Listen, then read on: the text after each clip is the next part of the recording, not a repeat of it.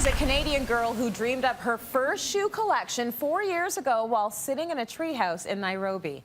Now she's dressing Nicki Minaj, hanging out with Anna Wintour, and is a leader in sustainable fashion. So please welcome Brother Vellies designer Aurora James. How are you? We're so happy to welcome back. And I'm going to call it your home because years ago you were working at fashion television, the home of City TV, with Jeannie Becker, that fashion icon.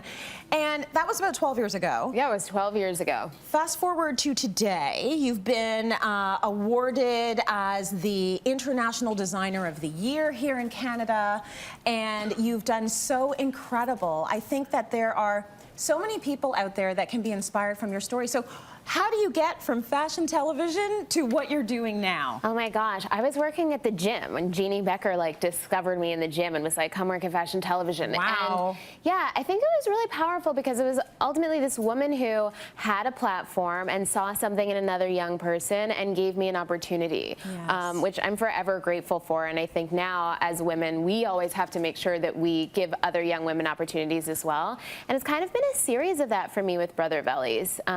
When I moved to America, I was able to also start traveling to Africa, and I fell in love with a bunch of different artisan communities there, and I said, how can I kind of involve them in the process of making an actual shoe line? Yes. And that's kind of what I set out to do. Now, there are very big fashion houses in the fashion industry that sort of advised you not to work with artisan communities. They said you're not going to be able to manufacture a shoe line out of countries in Africa. You know, there were friends of yours that said there's no way you're going to win a CFDA as a black woman, which is the Vogue Fashion Fund. You won it in 2015. Yay. Yay. And then you've also been involved with backing huge political forces like Hillary Clinton, and a lot of people said to you, don't do it. You keep going even though people tell you not to. And I want to tap into that for all of the women that are watching. What makes you keep going for it? Well, I think that the whole thing too is like everything hasn't been done until someone does it. Right. You know? So we also have this other phrase that we say, first, only different, you know? And someone kind of has to be that one that paves the way. And I think coming from Canada, there's just so many amazing success stories all the time, and even immigrant stories, you know? And that was just how I was raised. And I was raised to try to be a trailblazer, just coming from here. And so whenever people kind of said, oh, it's not a good idea, you can't make a luxury product in Africa, and I'm like, well, you guys just haven't done it yet. Right. And I'm sure we can figure it out. And she did it, everyone. She did it. You did it. We need trailblazers like you. So this year, the Met Gala, you made some custom shoes for Nicki Minaj. We have a picture of that right now. And she was going with the Barbie theme. Very Barbie, very Nicki Barbie.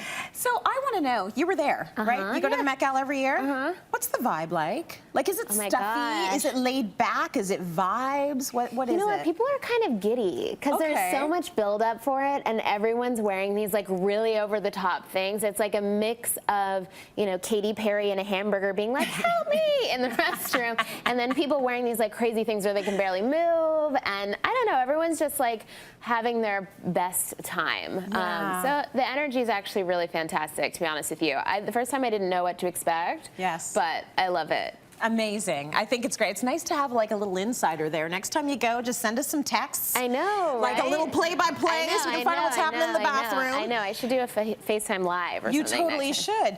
Let's talk about some of these incredible shoes that you have been manufacturing. There's something very organic about them, even though they are high fashion and gorgeous. And you've pulled a few of them for us right now. Do you want to talk about a few of these? Sure. So basically, I try to do everything within the lens of sustainability. So we try to source locally to wherever our workshops are, and we use, you know, animal byproduct materials and organic materials, and we try to use vegetable dyes. We do a lot of pinks and yellow tones. Anything that's pink we usually do with avocado peels. Oh, really? That's how you make pink. That turns pink? Yeah. Interesting. It's really cool. So working in Africa, that's the sort of thing that you learn and figure out, and I've learned so much from the different artisans there, and so we build that into the collection every season. Right.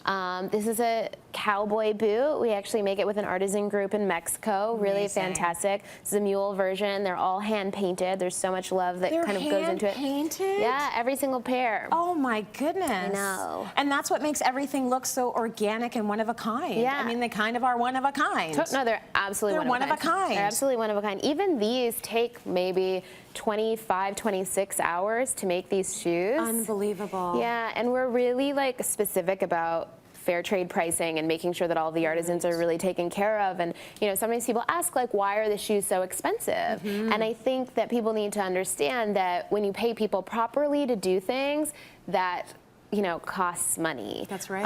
And then, even from the sustainability standpoint, it's like you have to make something that's going to last forever because that's actually the most sustainable thing, you know, versus just having something for a couple of years. So I try to make sure that everything is like going to stay in your wardrobe for your whole life. It seems like the most obvious thing that you could possibly say, and there are generations that are still alive now that remember a time when they only bought goods that were going to last for their entire life. Absolutely. But it's almost like you have to reintroduce that idea to people because we don't understand that we're not actually supposed to have 50 pairs of shoes. No. And we're not necessarily supposed to have 32 pairs of black pants.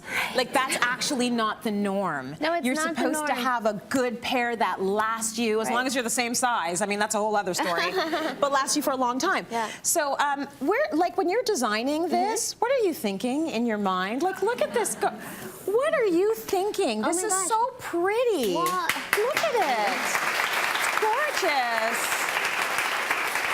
I don't know. You know, I really love women. I think that women are so special and amazing and ethereal and beautiful, and we can create life. And I'm just like very blown away always by my We're friends. badass, aren't we? Yeah. Like humans come out of us. I know. It's amazing. I know. And I feel like, you know, I'm so blessed to be able to dress women, and I just always want them to feel beautiful and ethereal and all of the things that we know in our heart that we are, but we maybe don't wake up feeling every day. Yes. So I want that shoe to sort of give women that moment. Aurora James, everyone. Made in Canada.